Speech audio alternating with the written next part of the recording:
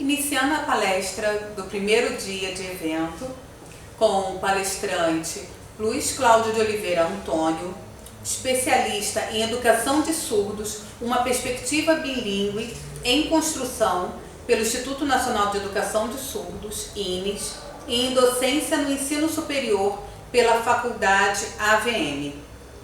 Graduado em Pedagogia pela Faculdade Unileia e em Sistemas de Informação pela Faculdade Integrada Campo Grandense.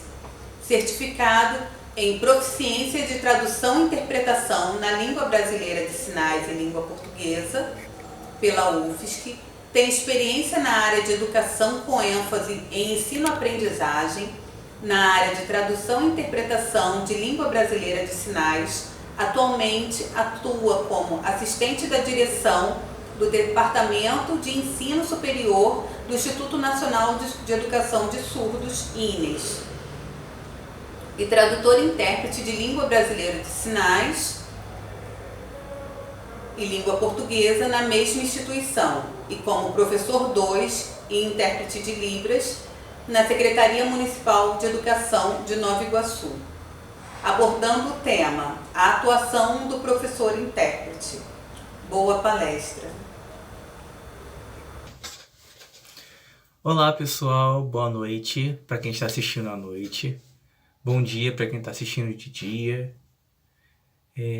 Meu nome é Luiz Cláudio, eu sou tradutor e intérprete de Libras, sou professor, também sou analista de sistemas por formação, tenho 30 anos e vim aqui para conversar um pouco com vocês sobre minhas experiências no campo da educação de surdos, no campo da interpretação vinculada à área da educação. Quero desde já agradecer demais ao convite, agradecer à secretaria que aceitou a indicação do meu nome, a secretária, a subsecretária, todas as gerências envolvidas. Agradecer também em especial a Vanessa, que foi a pessoa que entrou em contato comigo, uma grande colega de trabalho. Inclusive trabalhei com a Vanessa aí no CIAD, e eu com alguns outros colegas que também trabalham aí. Deixar aqui meu sincero agradecimento, agradecer demais por vocês acharem que eu posso contribuir um pouco com a minha experiência. E já quero deixar aqui para vocês que vocês vão receber os slides.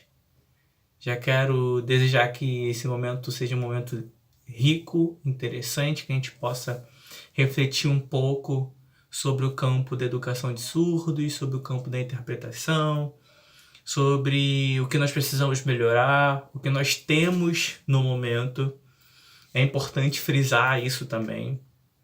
A gente costuma muito falar dos problemas que existem, do que precisa ser consertado, do que precisa melhorar, mas a gente também não reconhece aquilo que a gente já teve de avanço até onde nós conseguimos chegar. Então, meu intuito aqui é falar um pouco da minha experiência, sim, falar um pouco das minhas reflexões, do que eu tenho pesquisado, do que eu tenho tirado como conclusão no campo de pesquisa, na área científica e tudo mais, mostrar um pouco do que eu tenho feito, refletir um pouco com vocês sobre o que eu tenho feito, na verdade, mas também pontuar que nós estamos avançando. Talvez não em passos tão largos, mas estamos avançando. Então, enfim, eu quero agradecer a oportunidade de estar dividindo com vocês esse momento, dividindo com vocês as minhas experiências. Em alguns momentos eu vou olhar para baixo, porque eu estou aqui com o meu notebook aberto, com os meus slides, para eu poder ir me guiando aqui na minha fala para vocês. De antemão, eu quero também retroceder lá na parte quando eu comecei dizendo sobre mim, falar que eu sou pedagogo por formação, que eu sou analista de sistemas, sou tradutor e intérprete, tenho especialização de educação de surdos pelo INES e tenho especialização em docência de ensino superior. Importa pontuar aqui também que eu atuo no INES atualmente como tradutor e intérprete de Libras, Nesse momento específico, eu estou como assessor do diretor do ensino superior. Acredito que muitos conheçam o professor Rodrigo Rosso. Ele é um professor surdo, professor doutor surdo. É o nosso diretor do ensino superior no INES. E eu estou assessorando ele junto com a colega Luciana, que também assessora o professor Rosso na direção. E sou professor intérprete no município de Nova Iguaçu. Eu penso que esse ponto, esse bojo de professor intérprete em Nova Iguaçu seja o que a gente vai falar mais aqui. Mas eu também não posso deixar de pontuar o INES, porque eu tenho tido práticas também vinculadas ao espaço educacional, principalmente em práticas de formação de pedagogos, né? Já que o INES oferta curso de ensino superior no campo da pedagogia. Então, provavelmente vai ter alguns atravessamentos aqui na minha fala. Em alguns momentos eu devo falar alguma coisa, mesmo sem identificar como algo do INES, mas provavelmente eu vou trazer alguma coisa de lá. E penso que é interessante também a gente fazer essa convergência, essa troca de ideias entre o campo do ensino superior e o campo da educação básica, já deixando claro que são campos bem distintos, embora educacionais. Nós temos, sim, muitos parâmetros que convergem entre esses campos, mas são frentes de trabalho bem diferentes, e a atuação com crianças surdas é uma, a atuação com adultos surdos é outro. A atuação com crianças em processo de aprendizagem lá, escolarização bem no início, é de uma forma, até porque o arcabouço de conhecimento dessas crianças é diferente. A intenção formativa nesse momento da educação é diferente. E já no ensino superior nós estamos lidando com sujeitos adultos que possuem conhecimento de mundo mais amplo, que já tiveram uma vivência de vida, e essa vivência, óbvio, que vai influir no processo de aprendizagem, no processo acadêmico desses sujeitos. E aí a frente de trabalho é diferente. Até a questão de linguagem é diferente. Mas beleza, vamos lá. Quero também já, antes de prosseguir na minha fala, parabenizar todos os surdos pela semana do Setembro Azul. Essa semana é uma marca para a comunidade surda, então eu quero parabenizar os surdos por isso. É um ganho da comunidade surda, e nós, ouvintes que estamos inseridos nessa comunidade, estamos aproveitando também, né?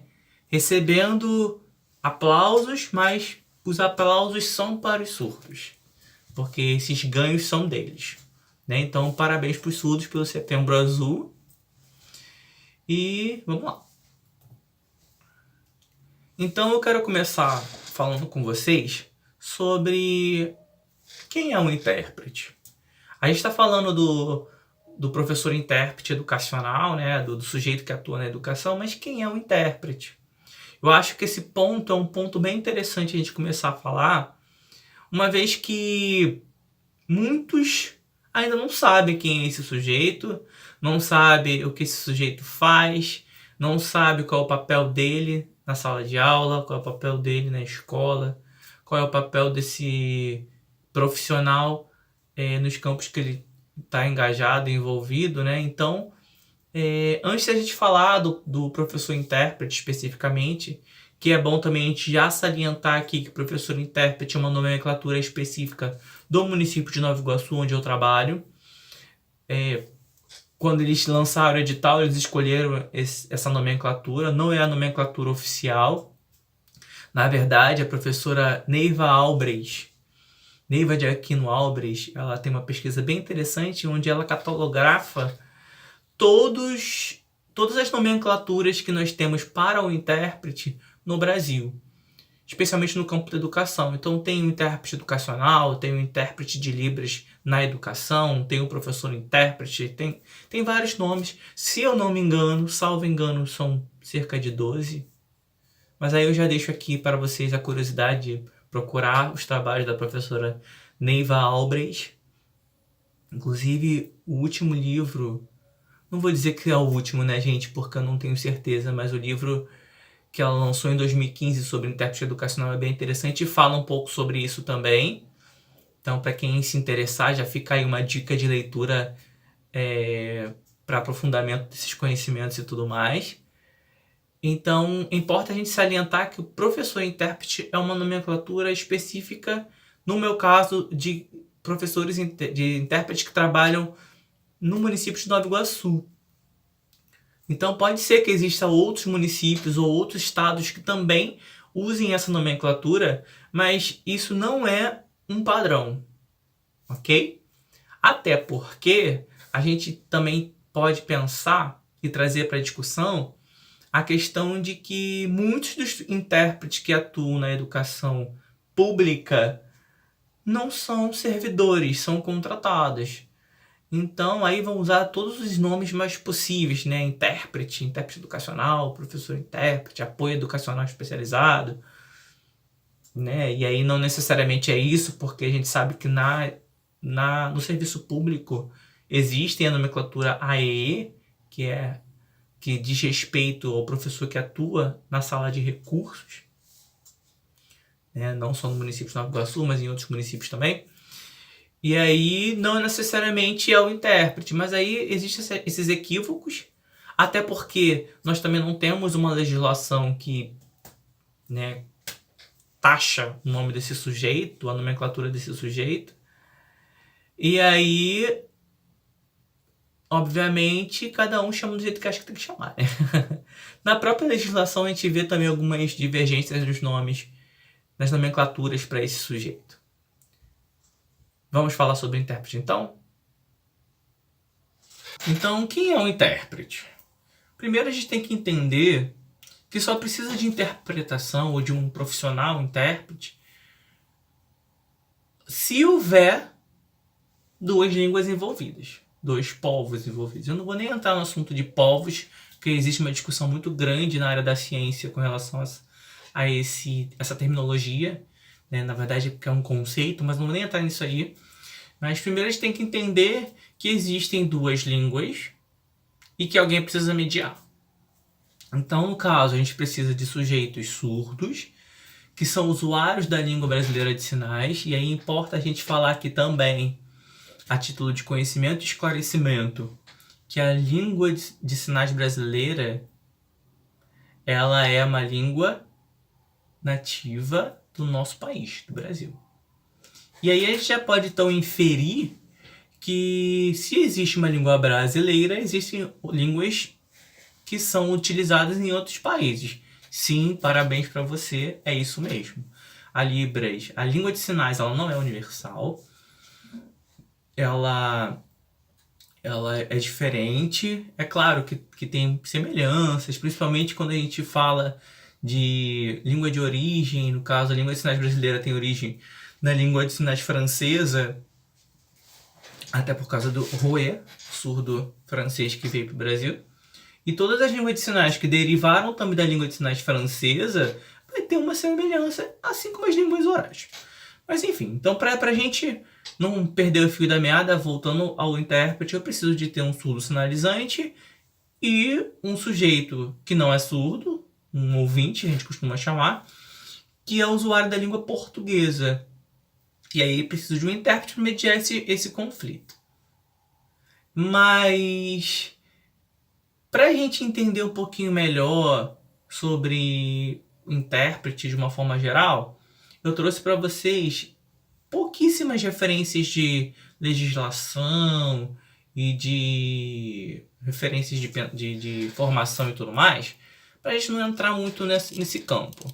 Mas aí, referente ao intérprete, nós temos o Decreto 5626, que é o que regulamenta a Lei de Libras 10.436, de 2002. Esse decreto, ele fala sobre como atuar na educação, nos processos de escolarização, da educação básica, superior e tudo mais. Fala sobre a formação do intérprete, fala que o governo precisa estimular, dentre várias coisas. Então, esse decreto fala sobre intérprete, que o intérprete atua no espaço educacional. E é interessante a gente pontuar isso, Porque a maioria das discussões que a gente vai encontrar por aí, a gente vai ver o campo da educação sendo citado. Por quê? Exatamente porque é na educação que a gente concentra mais os profissionais intérpretes. Afinal de contas, a educação é direito de todos. E o Estado tem essa responsabilidade em garantir essa educação. Então, se na sala de aula, que é garantia e direito de todos, não tiver intérprete, a gente já está começando a ferir o que algumas legislações e alguns documentos e tratados falam. Então, é interessante a gente falar sobre isso, porque a gente vai ver muito falar sobre intérprete no campo da educação. Mas a gente precisa entender que os surdos precisam de intérprete em outros espaços também. Não no sentido de que o surdo depende, de ser um dependente do intérprete. Não é esse o sentido. Na verdade, eu quero trazer aqui para a reflexão de todo mundo, é que a sociedade é que não está preparada. Não são os surdos que estão desconformes, né? Da sociedade. Não. É a sociedade que não está preparada para entender e para se comunicar com eles. Então, os surdos precisam de intérprete em outros espaços também. Não só na educação. Mas nossa conversa aqui é voltada para a educação. Temos a Lei 12.319 de 2010, que é a Lei do Intérprete de Libras. Essa lei, ela veio falar sobre formação, sobre algumas outras questões, e teve vários vetos. Na verdade, essa lei está sendo até reformulada, está tendo uma discussão ampla com relação a isso. Vale lembrar que o decreto diz que o intérprete tem que ser de nível médio. E aí a gente tem já alguns conflitos, né? Porque, na verdade, ele não fala que tem que ser de nível médio, né? Ele até fala que tem que ter curso de formação superior e tudo mais, mas aí ele nivela pelo nível médio. E aí é importante a gente tomar um cuidado e ficar atento a essas informações, porque, primeiro que o decreto é de 2005, né? Já se foram 15 anos. Depois que a gente precisa entender os níveis de atuação. Mas vamos lá, não vamos falar sobre esse assunto também não, porque senão a gente vai desfocar. Passando pro próximo tópico, entendendo então quem é o intérprete, que ele é o sujeito que faz a mediação, e aí eu estou falando do intérprete como um sujeito que atua amplamente, vale deixar aqui essa frase que está no slide para vocês. Nós não somos a voz do surdo, nós fazemos a voz do surdo. E há muita diferença nessas duas afirmações. Durante muito tempo, a gente que já trabalha na área, escuta, né? Faz a voz do surdo aí, o que ele está falando, não sei o quê. Mas tem alguns momentos, algumas nuances do discurso que parece que as pessoas acham que somos nós que estamos falando. Principalmente quando a gente vai trabalhar em determinados espaços, as pessoas não se dirigem ao surdo, se dirigem ao intérprete. E a gente tem que tomar um cuidado, porque na verdade o intérprete não é o surdo. Nós não somos o sujeito, nós simplesmente fazemos a voz dele. Não vou nem dizer que a gente dá a voz a ele, a gente faz a voz dele, a gente diz o que ele está dizendo na língua dele, na outra língua. Então, acho que essa reflexão é bem interessante para a gente dissociar esse paradigma, sabe? Eu já vivenciei muitas experiências desagradáveis por causa disso. E isso também é um problema que causa uma certa insegurança ao intérprete. Porque, veja, se as pessoas olham para mim enquanto intérprete e acham que aquilo que está sendo dito sou eu que estou dizendo, então, se o surdo disser alguma coisa um pouco... Como é que eu vou dizer? Um pouco espalhafatosa, ou disser alguma coisa que no senso comum não é aceitável, por exemplo, isso vai me intimidar enquanto intérprete, eu vou querer omitir. E aí eu estou furando, né, burlando algumas coisas. Porque eu tenho que dizer o que o cara disse. Eu tenho que dizer o que esse surdo está falando, né? Então, esses são alguns dos problemas. Eu não estou falando por mim. Eu estou dizendo o que o surdo está dizendo na língua dele. E aí isso é muito importante de nós termos claro isso na nossa cabeça para evitar conflitos, para evitar situações de vexame, situações que vão causar algum tipo de desconforto para o intérprete e para o surdo. Porque, na verdade, o surdo está pensando que nós estamos falando exatamente tudo o que ele está dizendo. Mas, se eu sou posto numa situação como essa, de que o discurso que eu estou produzindo é meu e não do surdo, eu vou me sentir meio que constrangido, acuado.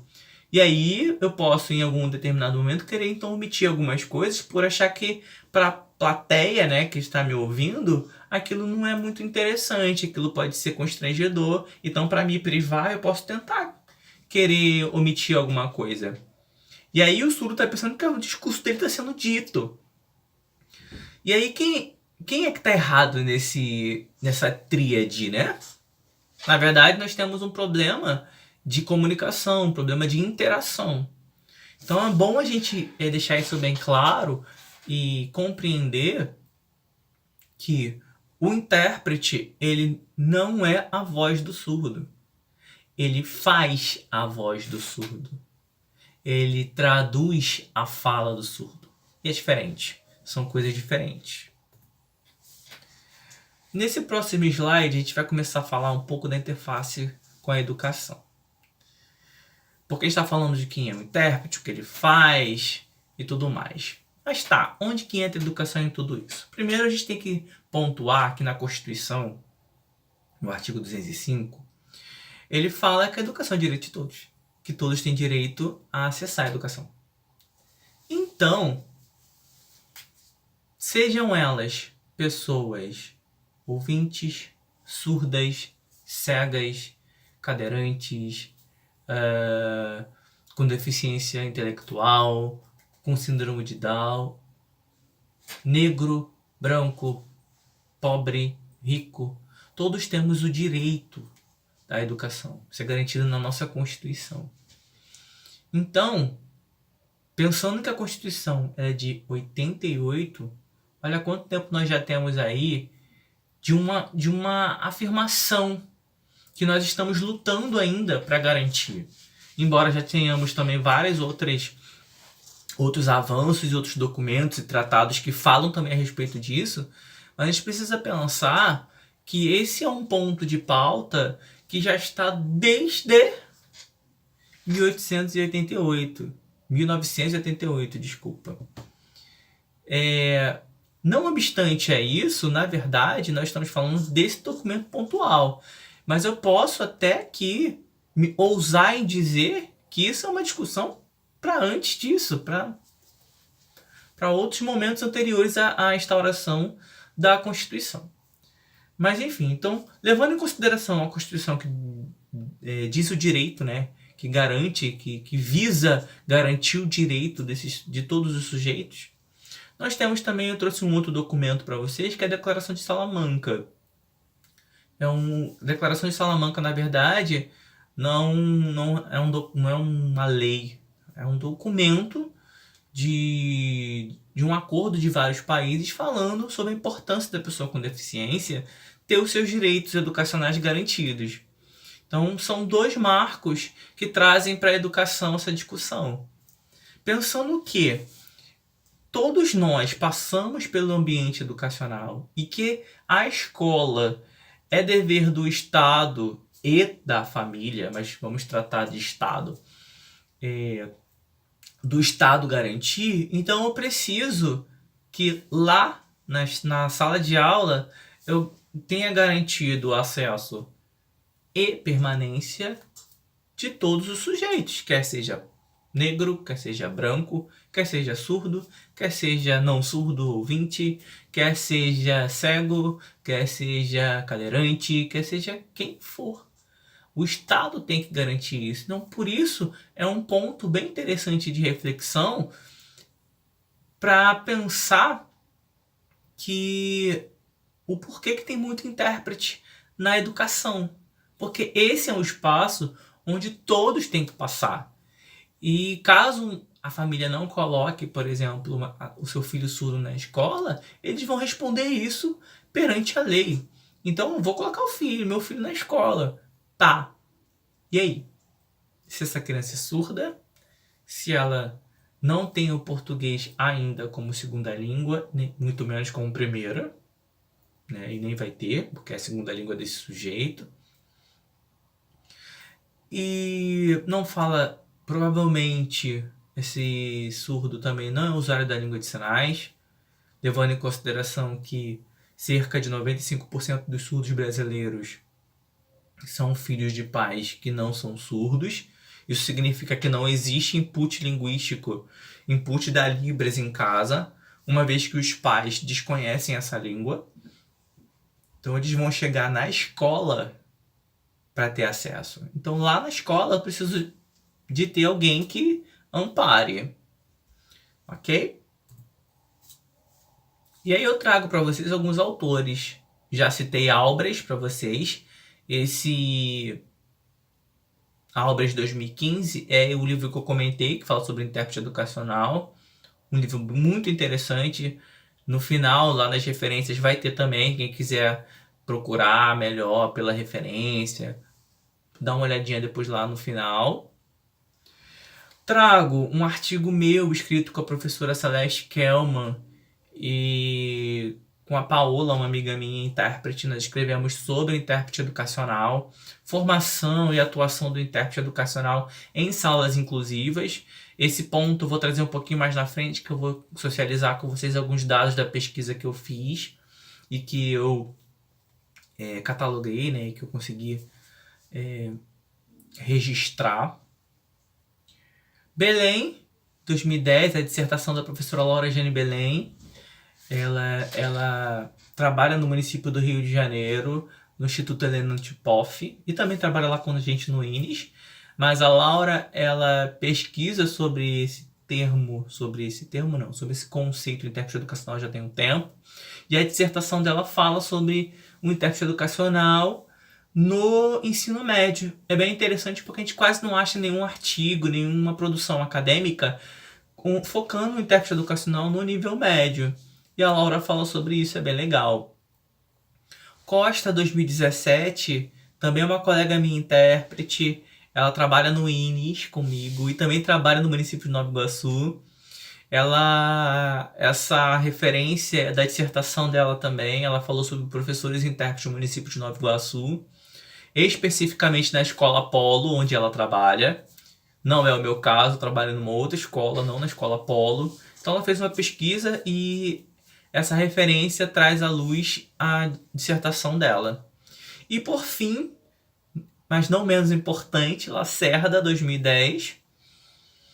Trouxe 2010 especificamente, que é um artigo muito interessante da Cristina Lacerda, mas Lacerda tem muita produção científica falando sobre os intérpretes, questionando a questão do conhecimento de campo, que na tradução a gente chama de conhecimento referencial, mas Lacerda, como é da área da educação, ela fala do conhecimento do fazer educacional, do processo de aprendizagem. Então ela cita que o intérprete ele faz parte desse processo e tudo mais, que não é só transpor códigos e tudo mais. Então Lacerda não é menos importante desse grupo todo, desse time todo, mas vem no final por uma questão de organização de referências em ordem alfabética, né? Então tá aí. No final dos slides vai ter as referências, e então vocês podem procurar por elas. E aí eu trago aqui algumas mudanças significativas. Que mudanças? Em todos esses campos, tanto no campo da educação quanto no campo da interpretação. A Lei 10.436, que é a Lei de Libras, famosa lei, que ratificou, foi um marco histórico, na verdade, para a comunidade surda, garantindo o direito a elas de usar a língua de sinais e tudo mais. Não penso que é uma lei 100%, porque ela diz no finalzinho que a língua de sinais não substitui a língua portuguesa, e nesse ponto eu acho que deixa margem para interpretações levianas, né? E eu não tô aqui para discutir se a língua de sinais substitui o português ou não, ou que deva ou não deva substituir o português ou não. Não é esse o ponto, mas eu penso que a gente tem que amadurecer essa discussão, amadurecer esse pensamento. Tenho visto muito nas minhas experiências a cobrança pela língua portuguesa aos surdos. Não acho que os surdos não tenham que aprender português, mas acho que temos que ter um olhar um pouco mais cuidadoso, um pouco mais empático com relação a isso, sabe? Porque é muito difícil. Eu costumo sempre dizer para amigos que me perguntam sobre língua de sinais, sobre surdos, que é muito fácil a gente enquanto usuário da língua portuguesa, que desde sempre ouvimos a língua portuguesa, temos um input oral, né, auditivo sobre essa língua, dizer que o surdo brasileiro também tem que falar português, escrever português, né? Nem falar, escrever o português. Mas pra gente que escuta a língua portuguesa e que consegue entender a entonação, as diferenças, as nuances, é muito fácil transpor isso por código escrito. Mas para o sujeito que é usuário de uma outra língua e uma língua que é de uma modalidade diferente, ou seja, a língua de sinais, ela não é captada por vias auditivas, mas por vias visuais, é uma língua visoespacial. E aí eu quero abrir um parêntese aqui para dizer que eu uso esse termo com base na professora Heloise Grip.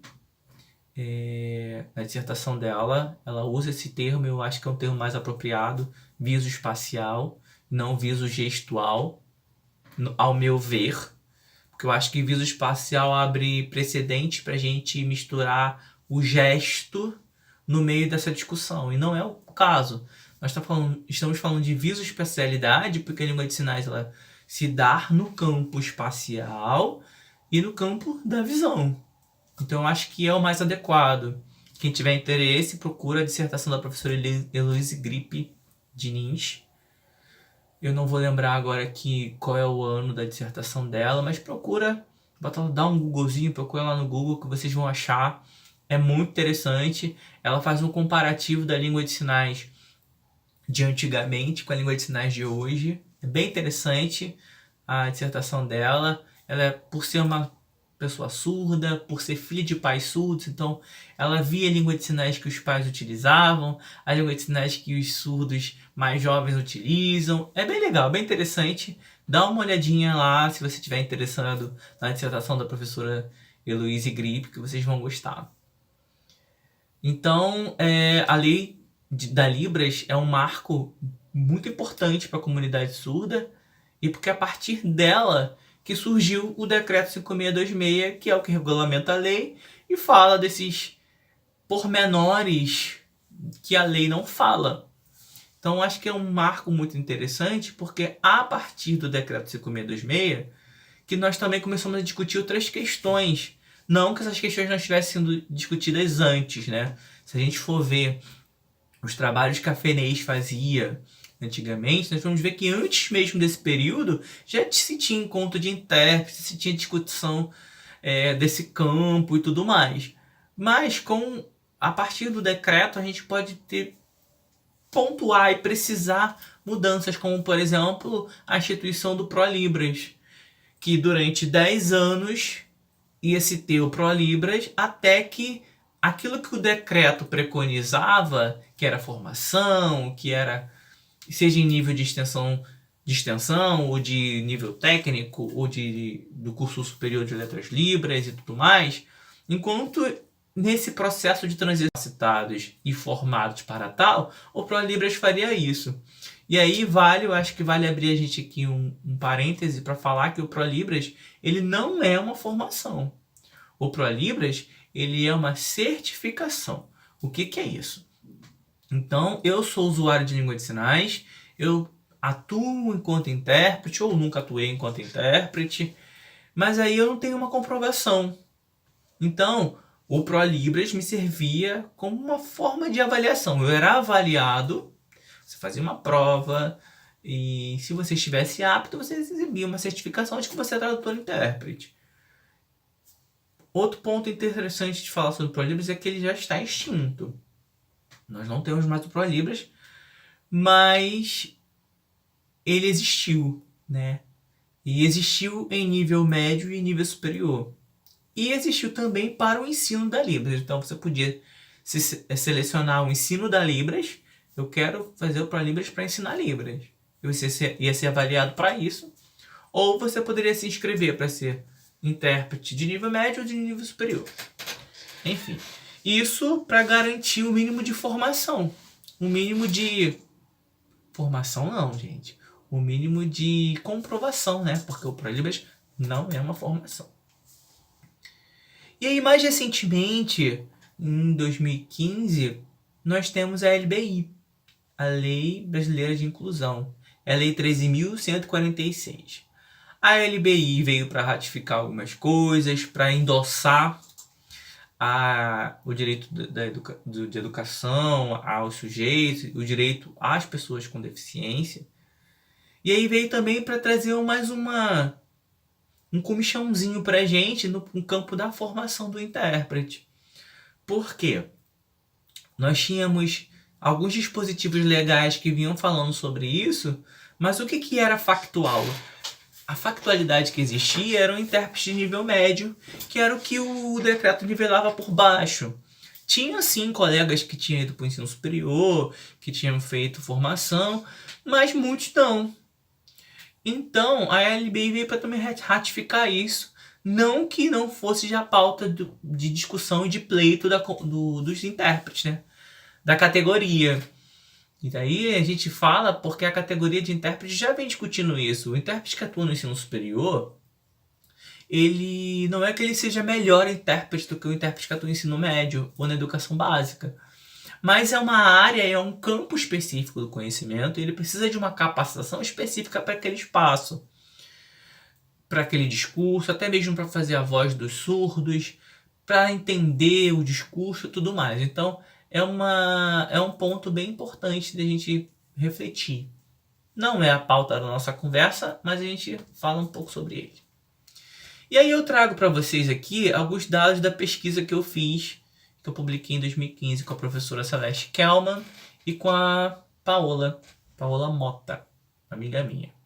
Nós entrevistamos 11 intérpretes, todos eles atuantes no campo educacional. E categorizamos eles em 4 perfis. Qual o perfil? Intérprete sem formação alguma. Intérprete com formação só na área de interpretação. Intérprete com formação na área de educação. E intérprete com formação em ambas as áreas, tanto educacional quanto interpretação. E vocês podem ver nessa tabela, a disposição deles, né? Na primeira linha vocês estão vendo os intérpretes que atuam há tanto tempo, quanto tempo como intérprete educacional, em que etapa da escolarização que eles atuam. E é interessante vocês olharem nessa parte da etapa da escolarização, que mostra que a galera está trabalhando nos mais variáveis momentos da escolaridade, né? Tem intérprete trabalhando no EJA, intérprete trabalhando no ensino médio, no ensino superior, no Fundamental 2, no Fundamental 1 e tudo mais. Né? Só um apanhado geral. E aí, qual era a discussão primordial nessa pesquisa?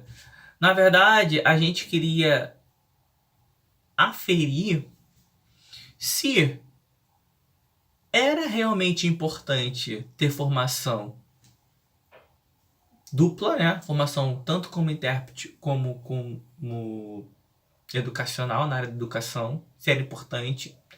Se não, se só ter formação na área da educação ou só formação na área de interpretação já era suficiente, ou se era indiferente não ter formação nenhuma, né, em nenhuma das áreas, né? Nem curso de interpretação, seja curso de extensão, seja aprimoramento, seja o curso que fosse, ou formação na área da educação.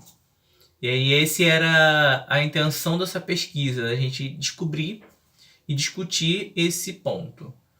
E aí a pesquisa ela detectou o quê? Que o intérprete educacional não é um sujeito estanque. Como assim? Vamos agora então pensar. A sala de aula ele é um espaço de produção de conhecimento, de aprendizagem. Então, o intérprete educacional, ele não é o sujeito que entra na sala de aula e simplesmente interpreta o professor. Não. Primeiro, que o discurso feito pelo professor geralmente é um discurso pensado e montado sob a ótica de conhecimento de mundo de um sujeito ouvinte. O professor geralmente não pensa no arcabouço de conhecimento dos surdos e como que o surdo pensa, como que o surdo vivencia e experiencia a relação com o mundo. Então, não adianta eu chegar na sala de aula e simplesmente fazer sinalização do que o professor está dizendo para os surdos que estão ali. Até porque o professor provavelmente vai dar exemplos, vai usar caminhos e estratégias pedagógicas para sujeitos que escutam, levando em consideração o conhecimento deles, uma vez que os professores, na sua grande maioria, não conhecem a cultura surda, a comunidade surda e como é que os surdos se relacionam com o mundo. Então, se eu for interpretar friamente, não vai ter sucesso algum.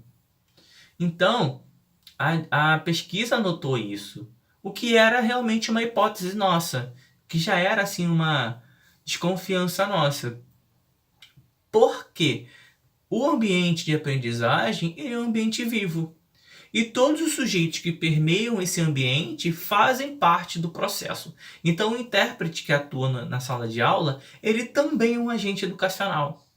As estratégias que ele vai utilizar, o planejamento junto com o professor, que é muito importante acontecer, exatamente para falar, professor, vai por esse caminho, usa tais imagens. O surdo, ele absorve melhor quando visualiza. Alguns elementos não são importantes, porque é segunda língua. Se é segunda língua, o surdo não precisa aprender algumas coisinhas que é para usuário de primeira língua. Tudo isso permeia esse espaço. Além do mais, os exemplos, né? O intérprete pode sim, e aí eu vou falar um pouco aqui sobre estratégia de interpretação, saindo um pouco do campo da educação. Quando a gente interpreta, a gente pode sim, no meio do nosso discurso, inserir um exemplo para clarificar aquela fala do sujeito. E aí é óbvio que tem que ter muito cuidado com relação a isso, para não perder o discurso e para não fugir do que o palestrante está dizendo, por exemplo. Na sala de aula, muito mais, até porque é um local de aprendizagem. Então, se eu simplesmente deixar as coisas passarem, o aluno não aprende, o aluno não absorve, o aluno não tem aquele momento. Então, e aí um pouquinho mais do que diz ali no texto, o que indica salientar que interpretar no espaço educacional demanda um olhar pedagógico. Sim, demanda um olhar pedagógico. Por isso que as respostas da pesquisa que a gente fez, a gente notou que os intérpretes que tinham mais sucesso, eles tinham aquele olhar de é um processo de aprendizagem. E o mais interessante dessa pesquisa é que alguns dados que nós conseguimos desses intérpretes, eles diziam que não, o intérprete tem que ser neutro. Não, o intérprete não pode opinar. Não, o intérprete só tem que interpretar. Só que aí quando a gente vai perguntando mais e vendo como é que é a sua prática, nós víamos e percebemos alguns pontos de didática. Porque mesmo que esse sujeito não tivesse formação na área da educação, mesmo que ele não fosse um professor, não fosse um pedagogo, ou que seja a área de formação vinculada à educação que fosse, esse sujeito, ele tinha, sim, a maioria deles, um olhar um pouco voltado para didática, para cuidados com o processo de aprendizagem. Uns menos, outros mais. E alguns até mesmo dizendo que não, o intérprete é um sujeito que precisa ser neutro toda a vida.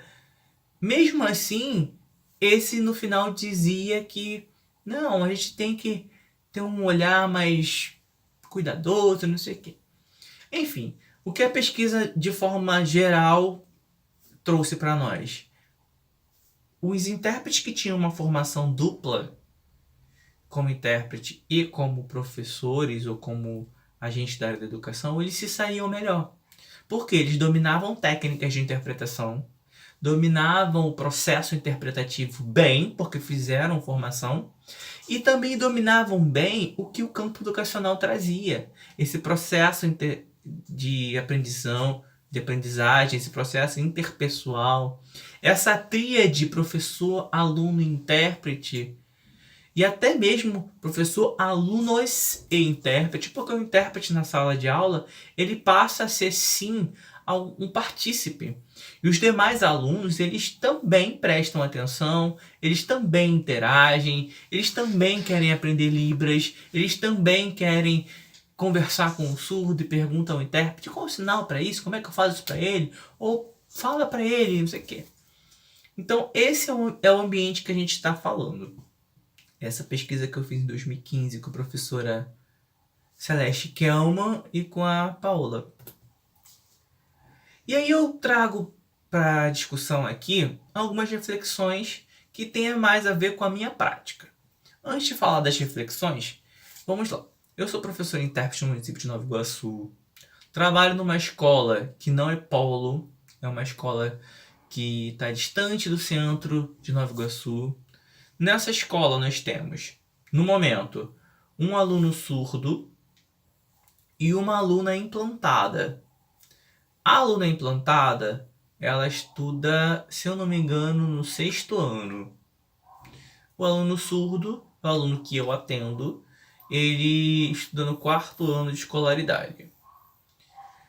Só tem eu de intérprete nessa escola, então eu não consigo atender os 2 surdos.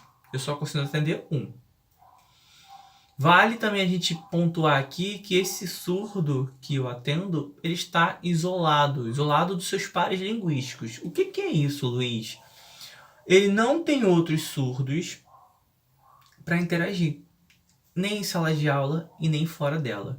Primeiro que a outra aluna surda que é implantada não é usuária da língua de sinais também, e ela tem horário de recreio diferente do horário do surdo que eu atuo, né? Então, eles nunca se encontram. O único momento que ele encontra alguns surdos é na sala de recursos.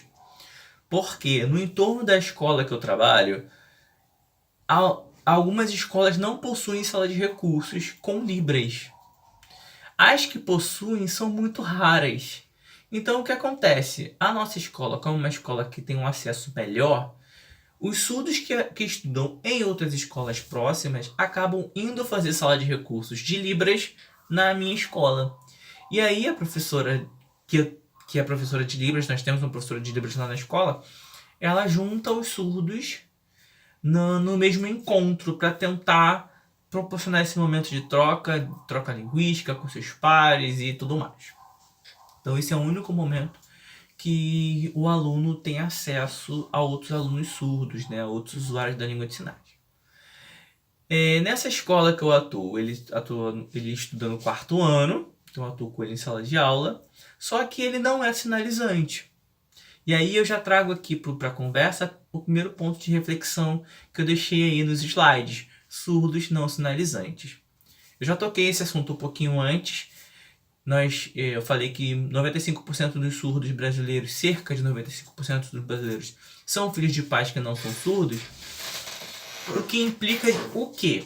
Implica que esses surdos não possuem contato com a Libras desde cedo. Chegam na escola com seus 4, 5 anos sem ter uma língua estruturada, quiçá uma linguagem organizada, né? Então, o que causa um problema muito sério, tendo em vista que os demais alunos tiveram todo um input, um conhecimento, assistir jornal, tem conhecimento de mundo, mesmo que micro, mas tem. Tem conhecimento vocabulário, do que serve tal coisa, do que serve outra coisa, não fazer isso, o que são regras, o que deixa... Geralmente, os alunos surdos chegam na escola e não tem isso. Por quê? Porque também não tem esse acesso à informação em casa. Não possuem essa conversa em casa. Então eles chegam na escola e vão se deparar com um intérprete. Quando tem intérprete. E aí, o que fazer? Eu já ouvi muitos colegas dizer que ele é intérprete e ele não vai fazer papel de professor. Eu não quero colocar aqui em xeque se o intérprete vai assumir papel de professor ou não. Não é isso que eu estou dizendo. O que eu quero dizer é que a gente precisa ter um olhar um pouco mais cuidadoso para entender que se eu não tiver minimamente uma ação pedagógica que seja para ensinar Libras para essa criança, ela nunca vai desenvolver na escola. Não tem como. Como é que ela vai aprender? Como é que você vai poder transmitir o conteúdo se ela não tem uma língua? Se não tem o canal que faz essa organização, essa categorização dentro da cabeça dessa criança, né? E é um grande problema, porque é o que a gente depara. E como nós podemos solucionar esses problemas? É uma pergunta que eu deixo para vocês refletirem junto com a gente. Eu tenho um colega surdo, ele fez o curso de pedagogia lá no INIS, e o que ele defende é uma coisa que eu também acho bem interessante, que é o ensino da Libras nas escolas como componente curricular obrigatório, não optativo. Por quê? Essa é uma ação que a gente vai ter a longo prazo. Pensem comigo, gente. Se eu sou um adulto ouvinte que nunca vi Libras na minha vida, que nunca ouvi falar sobre isso, embora hoje em dia é muito difícil, né? Nós temos visto muitas propagandas e muitos canais na televisão com acessibilidade em Libras e tudo mais, garantindo o direito linguístico desses sujeitos surdos. Mas pode ser que as pessoas não se atentem para essas questões. Então, se eu sou um adulto surdo, um adulto ouvinte, se eu sou um adulto ouvinte que nunca ouviu falar e eu tenho um filho surdo, eu vou me ver numa sinuca de bico. Eu vou pedir socorro porque eu não tenho o mínimo de conhecimento. Mas, pensa comigo, se a gente ofertar a língua de sinais na escola, desde cedinho, a tendência dessas crianças serem de fato bilíngues, as crianças que não são surdas, sinalizarem bem é muito grande, porque quanto mais cedo se aprende uma língua, melhor você absorve ela, você fossiliza no canto do cérebro responsável por isso, no campo da linguagem e tudo mais. Então, e se essa aprendizagem seguir a vida escolar dessa criança, desse sujeito, ele vai passar 15 anos, né? Vamos dizer assim, 15 anos? Não, um pouquinho menos, né? O ensino fundamental, ele dura cerca de 10 anos, né? São 9 anos. São 9 anos, isso são 9 anos, mais 3 anos de ensino médio, 12 anos, cerca de 12 anos. Se em cerca de 12 anos esses sujeitos vão estudar a língua, vão aprender, e aí não é a proposta aqui, a ideia não é aquela coisa basiquinha, mas é de fato uma organização, com contato com professores surdos, entender como é que o surdo pensa e como é que o surdo interage com o mundo. Essa criança que um dia vai ser adulta, se por um acaso ela tiver um filho surdo, das duas uma. Ou ela vai ter a língua de sinais mínima necessária, ou ela vai ter pelo menos o conhecimento para poder buscar nos locais corretos. E aí a gente vai poder pensar, e aí não é uma garantia, né? A gente não consegue garantir isso, mas eu consigo pelo menos vislumbrar que as crianças surdas vão poder começar a chegar na escola com língua de sinais. Por quê? Porque as famílias estão conhecedoras mínimas da língua de sinais e da cultura surda. Então esse é um ponto de reflexão. Muitos dos nossos alunos surdos, chegam na escola sem língua de sinais. E aí eles já têm aquele período prévio à escola perdido de informação, de desenvolvimento do ponto de vista linguístico e social, o que não significa dizer que eles são incapazes, ou que eles não vão poder aprender, ou que eles são inferiores. Não é isso. É uma questão mesmo de acesso e de oportunidade e do período propício, o período ideal para isso, né? Que é aquele período ideal que as crianças normalmente aprendem uma língua e que a partir daí elas conhecem o mundo, conceituam as coisas e entendem a funcionalidade da língua e dos outros no mundo, né? É só isso, eles não são inferiores de forma alguma. Então esse é um ponto pra gente refletir. Outro ponto que a gente precisa pensar, então, qual é o profissional adequado? E aí, quando eu falo em profissional adequado, eu digo do intérprete. Qual é o intérprete adequado para atuar na educação? Eu, Luiz, particularmente penso, até porque eu mostrei para vocês que eu fiz uma pesquisa, que o intérprete que atua na educação tem que sim ter uma formação na área da educação.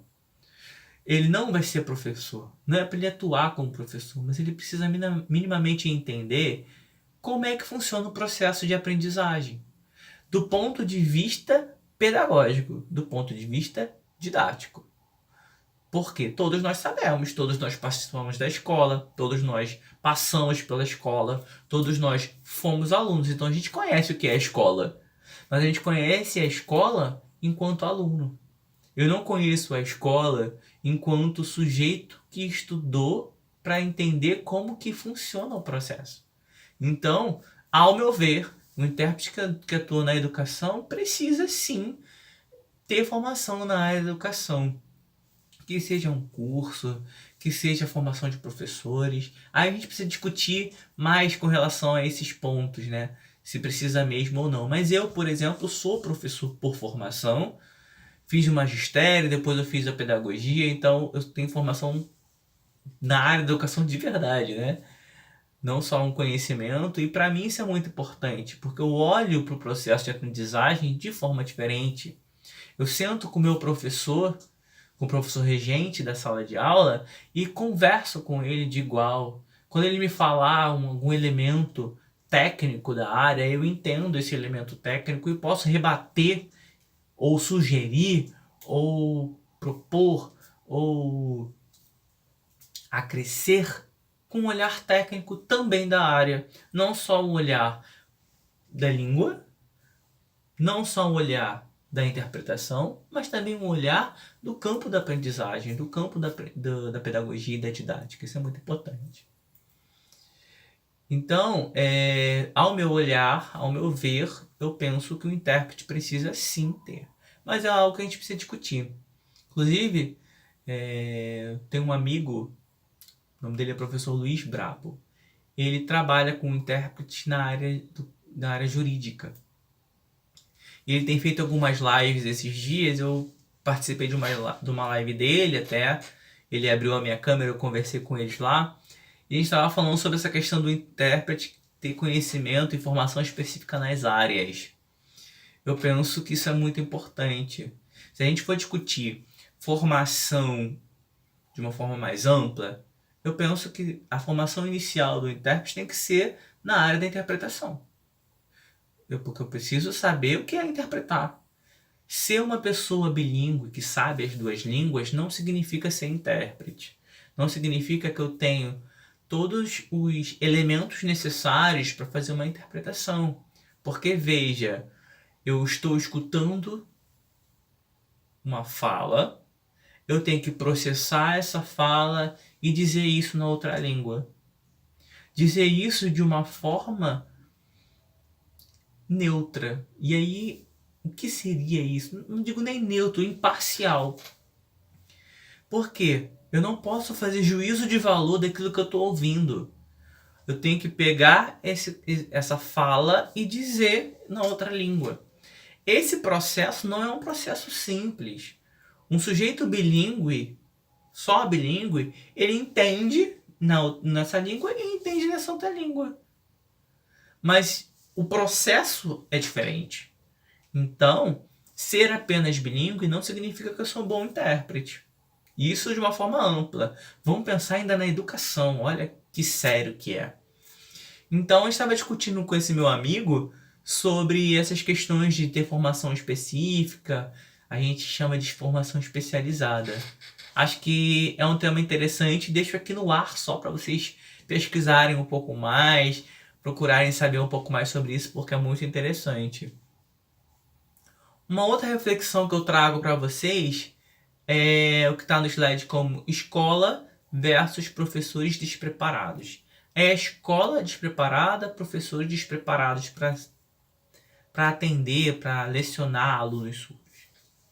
Até um tempo atrás, o meu discurso sempre foi: os professores precisam se preparar. Mas hoje, vivenciando a realidade da sala de aula, vivenciando o processo educacional, eu penso que os professores estão sendo muito massacrados. E por que os professores estão sendo muito massacrados? Porque será que é justo atribuir só a eles a responsabilidade de lecionar e de estar preparado? Será que a escola, a sociedade também não tem que estar preparada? Gente, atender os alunos que não têm necessidades específicas, né? Já é muito difícil alcançar esses alunos. Pensa atribuir mais questões, né? Necessidades especiais, deficiências. Quanto que isso deve ser difícil? O quanto que é difícil? Enquanto professor, eu posso falar isso. Não é impossível, mas é difícil. Então, acho que os professores estão sendo muito massacrados. Acho que a gente tem que pensar que a responsabilidade é de todos, e principalmente da escola, nessa questão, né? Que a escola tem que estar preparada. Os espaços precisam estar preparados, né? E por fim, a didática correta. Qual é a forma mais ideal e mais correta de ensinar um surdo? Eu deixo aqui para vocês algumas referências: professora Tatiana Lebedeff, professora Ana Regina Campelo. São referências boas que falam sobre letramento visual, pedagogia surda. Sigam essas pessoas, procurem alguns trabalhos dessas pessoas que vocês vão gostar bastante. Elas falam sobre essas áreas, né, da didática e da pedagogia surda, adequada para atender os surdos. Por fim, as referências bibliográficas. Essas referências que estão aí no slide são de algumas coisas que eu falei e que estão em slide, né? Tanto da professora Albrecht, que é o livro que ela lançou em 2015, o meu artigo, a dissertação da Laura, a dissertação da Renata, um artigo da professora Cristina Lacerda, também alguns dispositivos legais que eu citei. E, para além disso, pesquisem também, procura saber sobre a professora Tatiana Lebedeff, procura saber sobre a professora Ana Regina Campelo. São sujeitos que falam sobre esse campo de conhecimento e falam com bastante propriedade. Vai ser muito bom para vocês. Deixo aqui também, para finalizar a nossa reflexão, a questão de: será que inserir intérpretes educacionais nos anos iniciais de escolaridade é a melhor opção? Levando em consideração que os surdos, na sua grande maioria, chegam na escola não sinalizantes, será que é a melhor opção? Como é que eu vou fazer? Será que não seria mais adequado um professor bilíngue e depois, num outro momento da escolarização, a inserção de intérprete? Fica essa reflexão aqui para vocês. procurem investigar sobre isso, reflitam junto comigo, fiquem à vontade para entrar em contato. Agora o slide que está aparecendo para vocês tem os meus contatos, tem meu e-mail, meu Facebook, meu Instagram. Por favor, se for me seguir, se for me adicionar, me avisa lá no direct, na DM, sei lá qual é o nome que dá. Eu assisti uma palestra sua, você falando sobre intérprete educacional, por isso eu estou te adicionando, para eu saber de onde que vocês estão me vendo, né? E qual foi a fala que eu tive e que vocês ouviram de mim, para facilitar a minha vida, tá bom? Quiserem mandar também perguntas, podem mandar, tá aí o meu e-mail institucional, o e-mail do Ines, mas pode mandar, ou até mesmo pelo direct ou pela DM, fiquem à vontade. Mandem, só me avisem. Luiz, assisti a sua palestra pela secretaria falando sobre intérprete educacional. Eu queria conversar com você sobre isso. O que você acha? Me responde. Eu vou estar aberto para vocês, tá bom? Espero que todos fiquem bem. Espero que a salvo, né? Fiquem todos a salvo. Que nos cuidemos e que em breve essa pandemia seja contornada e nós possamos nos encontrar pessoalmente, trocar ideias pessoalmente e voltar à nossa vida, não normal, porque não vai ser mais da mesma forma, mas voltar a algumas práticas que nós não podemos ter nesse momento, tá bom? Grande abraço a todo mundo, muito obrigado por me assistir, por ouvir a minha fala. Espero que as minhas reflexões tenham contribuído e acrescido no conhecimento de vocês, nas dúvidas de vocês, nas reflexões de vocês também, tá? Grande abraço, fiquem com Deus. E eu agradeço novamente aqui o convite, agradeço demais a secretária, a subsecretária e a Vanessa, que foi quem entrou em contato comigo. Muito obrigado, gente. Um abraço. Tchau.